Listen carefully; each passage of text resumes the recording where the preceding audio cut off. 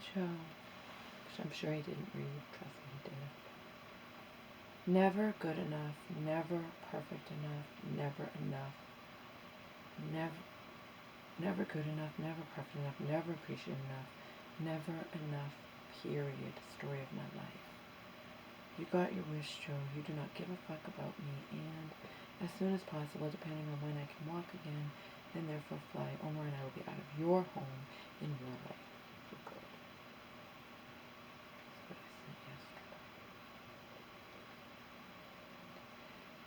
You resent me being here, Joe. You make that clear to me at every turn, and you are never going to view this situation as anything other than me being a guest in your home, where you pay the bills, where if I snap at you in quotations, after going through a day of absolute hell about which you know absolutely nothing, it is the end of the fucking world, and in your eyes, I am an ungrateful bitch. If I dare complain about anything at all, I am an ungrateful bitch. You do not give a fuck about me and will breathe a sigh of relief when I am gone, and you can return to your perfect little existence. I was clearly never, ever, ever going to be able to keep up to your extremely high standards, no matter how hard I tried. And I know I was doing my very best, yet as you pointed out, my very best was simply not good enough for you, and I know it never would be. June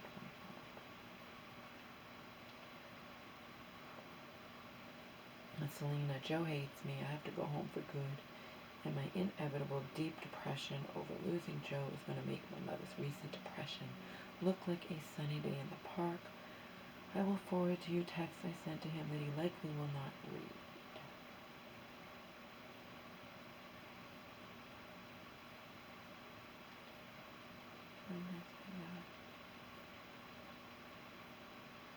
Oh, I said that early in the morning before Joe came and said, through my door, I don't really want you to leave, Laura.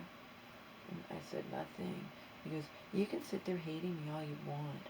I know I'm a good person and I'm not going to change.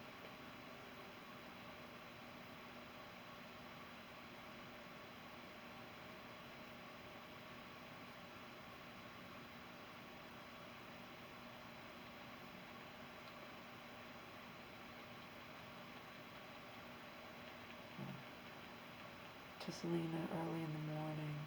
Joe hates me.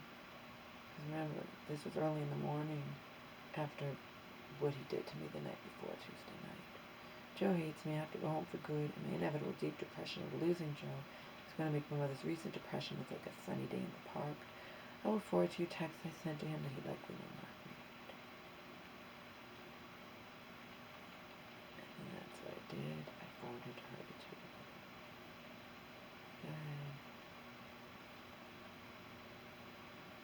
And then to Selena, I know that I claim constantly, but in Joe's own words to me, it's not good enough. I.e., I am not good enough and never will be, because he pays the bills and he has to chauffeur me around on the weekends after working hard all week. My heart will be broken, but Joe will be happy when I'm gone, from what he constantly points out to me is his home, not mine. June 23rd. I am never good enough for Joe, Selena, and I'm trying so hard to be. If I believe I am doing good with cleaning and then Joe gets mad at me over something else and viciously accuses me of never cleaning, and I tearfully plead with him that I do clean. That's not true. I clean all the time. And he viciously hurls back at me. It's not good enough. There is no friendship between us. He resents me being here, Selena. Venomously spits at me. I do everything for you and you do nothing for me. I cried myself to sleep last night. Now I am just numb.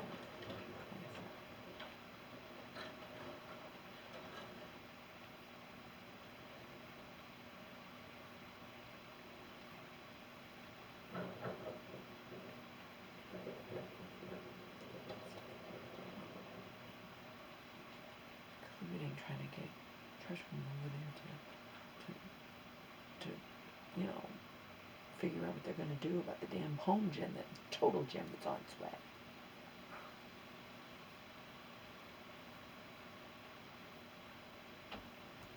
Because it's a $14.95 30-day trial, Mom. And I can afford it and I can do things. Mom, let's say you can afford it. let's say we get money out to afford it. Where are you going to put it? And how can you guarantee to me that you're not going to hurt yourself on it? You just recently fell and we went through that whole fiasco. I was coming this close to coming back to take care of you. Now you want to get a fucking home, Jim? Again, where are you going to put it? Money is the least of the problems. They can make it where it's $50 a month or $100 a month to pay off the $1,600, and it still doesn't. It still doesn't matter. It's still where you're gonna put it, and you don't know how to use it. You should join a gym, not buy a gym. It's a small place. Not to mention the fact she did this on Monday, when I was actually rushing, scrambling to get a flight back home to take care of her.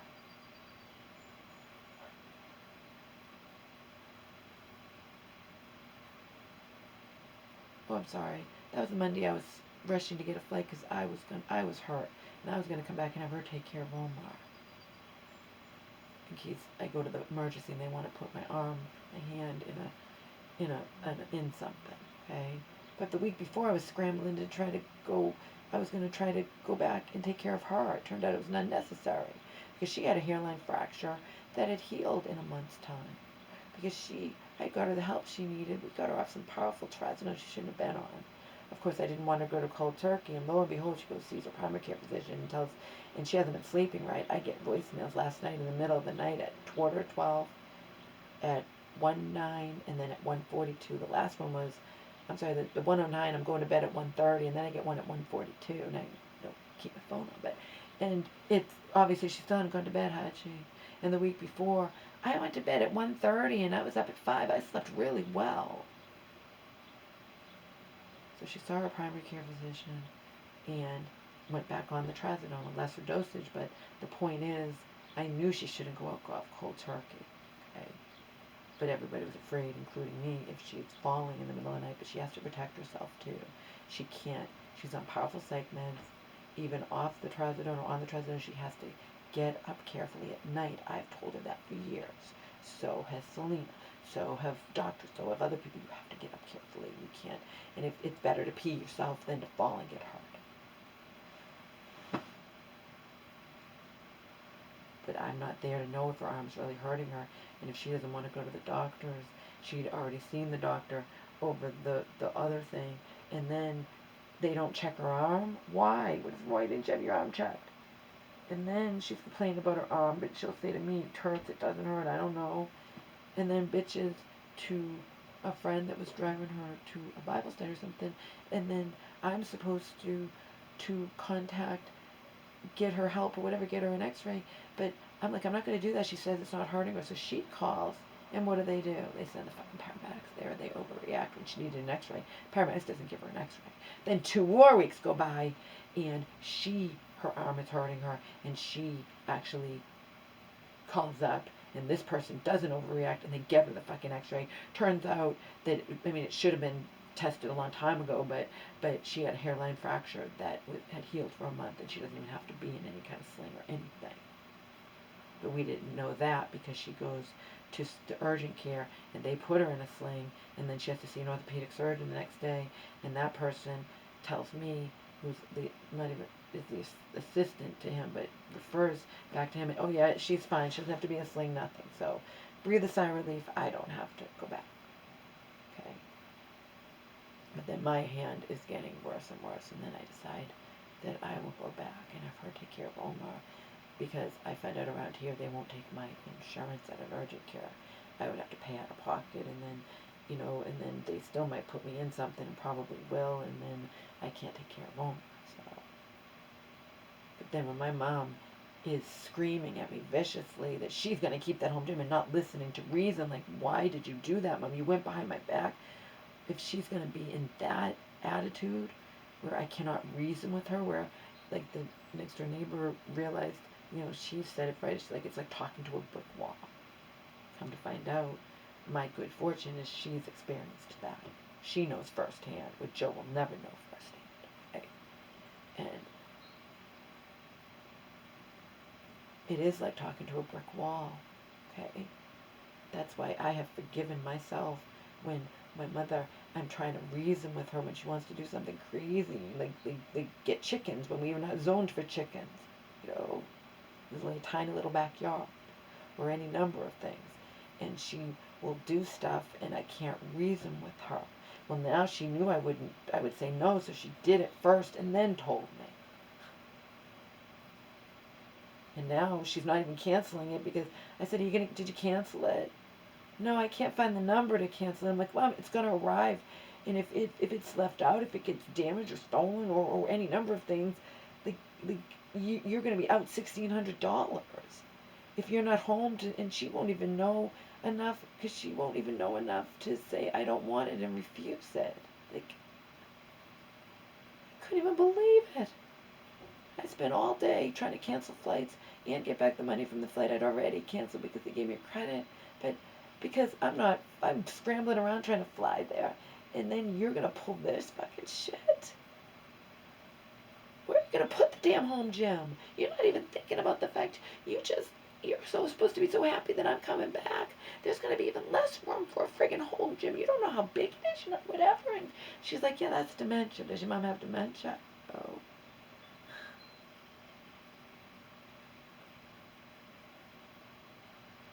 Then she sees her doctor Tuesday, and I get a voicemail from him. Well, your mom says she wants a home gym, and I'm not, that I think that'd be a good idea. That'd be fine. But if it's cost prohibitive, then we'll just get her set up with some physical therapy at home.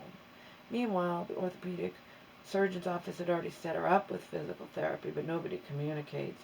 And I get a call, and it's not from them like I thought. It's from the one we've used more than once over the past couple of years is that is like connected to that her primary care doctors. So then I get that straightened out because that's going to be a big mess. The insurance is going to get two different things. I get all this stuff straightened out for my mom. Tried to anyway. And she told her primary care physician, at least she was honest, I'm not sleeping right. Yeah, no no kidding, Mom. And got back on. She had been on 50 milligrams of trazodone, which I was so happy that she was off of. And she's now back on 25, but she hasn't started taking it. Okay.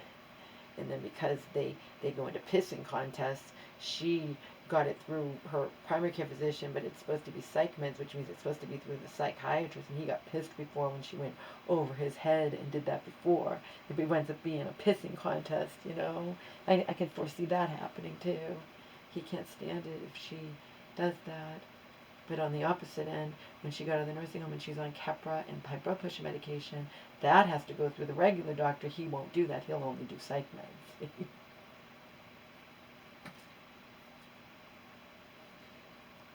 So again, I handle all of this crap, but I can't reason with my mother when she's already purchased the total gem for $1,600, but it's only a couple hundred or whatever, maybe a little less a month. And it's a $14.95 30-day trial. Again, money's least of our problems. We could get the money if I thought it would be really beneficial for her and really wonderful and she wouldn't kill herself on it, and then I'd be like, I told you so, to whoever. Like,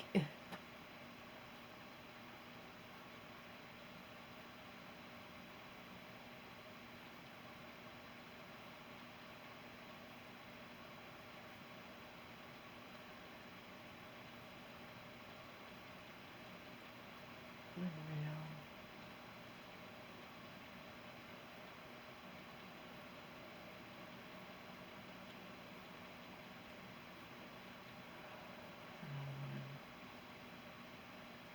Skipped over to the mom thing.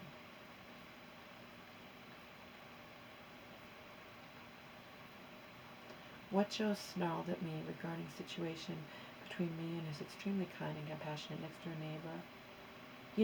You're a really ungrateful person. You need to start being more appreciative of people.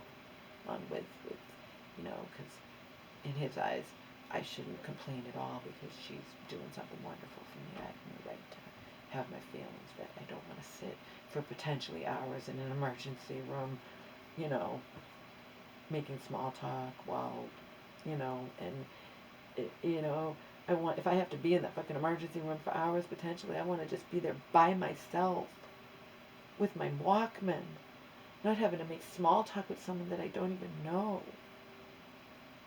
Especially these days. And on top of that, she's thinking that we can go to the emergency room and dictate how long it will be.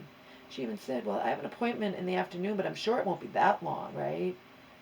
And I'm saying, well, I don't live around here, but in my experience, it depends. You never know how long it's going to be. You just don't know.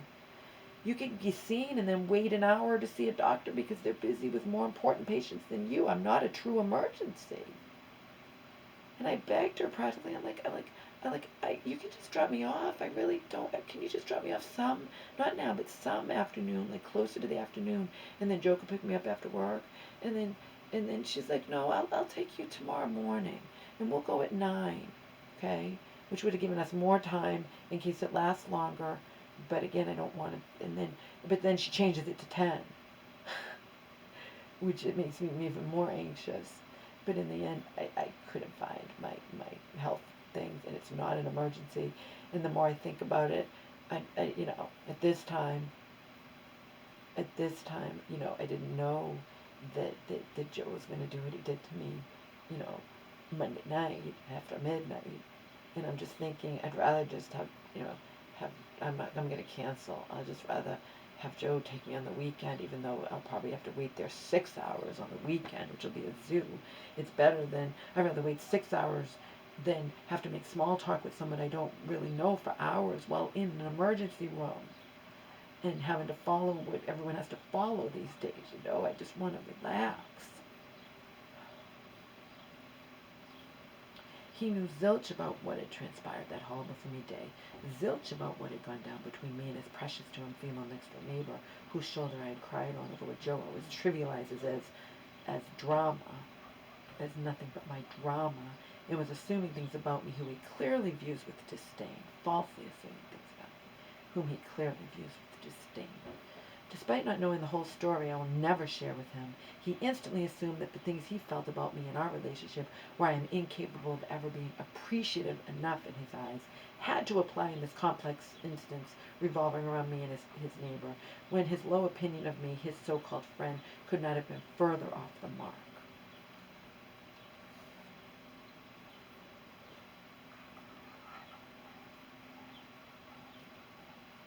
That is all for the day.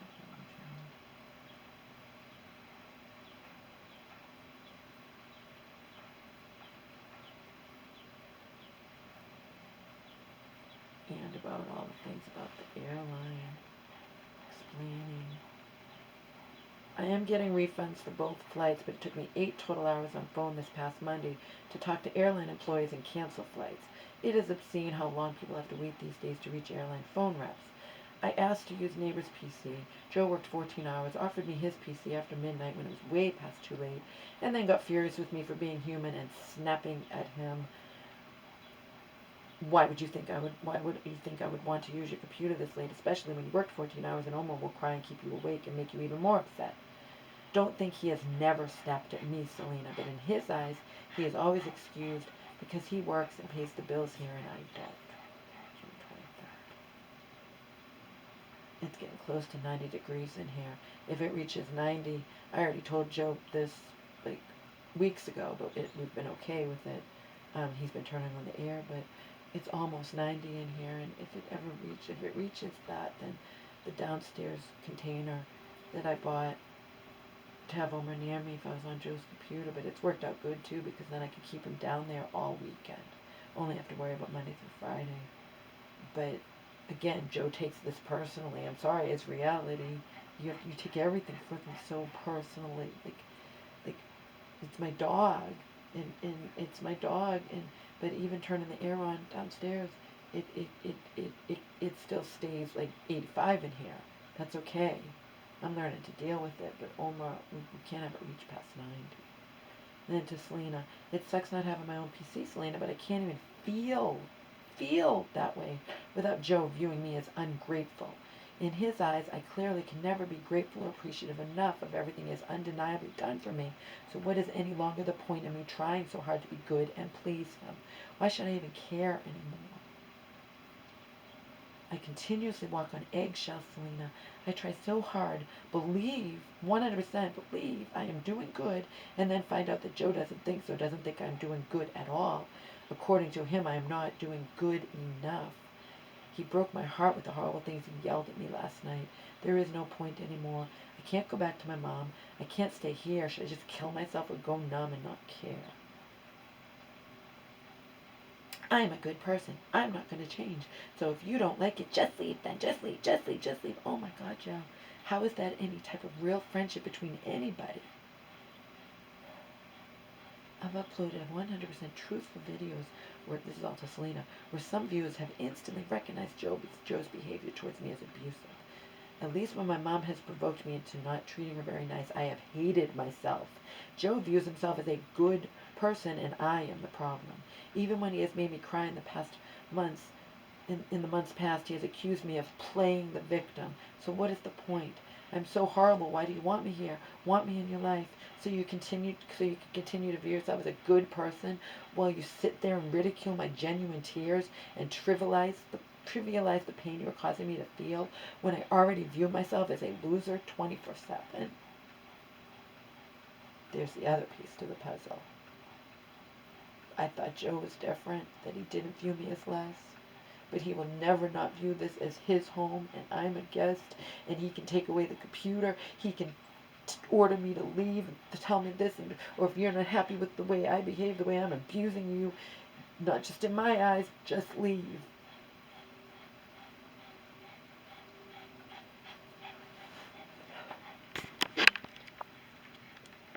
When two people in a close relationship are equal, it is a fight. When one person holds his power over the other, it is abuse. Joe will be just fine without me in his life. I am the one whose heart will be broken. I am the one whose fragile mental state will permanently change for the worse. These are all texts to Selena yesterday. I made a point of staying out of his way, avoiding him as much as possible all day Monday while I was going through hell with my mom and on the phone with 2 airlines. He worked 14 hours but was periodically upstairs eating, drinking, while I mostly stayed out of his way. He comes upstairs to my room after midnight and says to me, who is not asleep but in bed, "You can use my computer now if you want to cancel your flight." I snap at him, and it's the end of the fucking world with him hurling insults at me when he has snapped at me on more than one occasion and, of course, blamed it on him having a bad day at work. See? Only he matters because he is partially supporting me by paying all the bills and being such a wonderful human being to let my loser self live here rent-free. He doesn't have to say it to me, Selena, when his attitude and behavior towards me 100% cause me to feel that way. He has also periodically accused me of just wanting to be here with him so that I can live rent-free and escape my mother. I can't do this, Selena. I'm never good or appreciative enough in his eyes. Meanwhile, losing him is going to destroy me, not even remotely destroy him. You don't work. You don't understand what it's like for me, is what just throws in my face. You're right, Joe. I don't understand what it's like for you slaving away 40 plus hours a week at a job you justifiably can't stand. And I am never gonna understand your ordeal firsthand. But if you are gonna constantly hold that unchangeable truth over my head, or act like your plight in this existence always supersedes mine, then you aren't being a real friend to me no matter how much you do for me or give to me.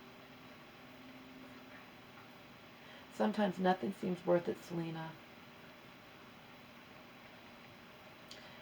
Having yet again failed and consequently feeling like more of a total loser than ever before, I'll have to go back to my mom and continuously pretend I'm not falling apart. I know she wouldn't be able to handle the truth.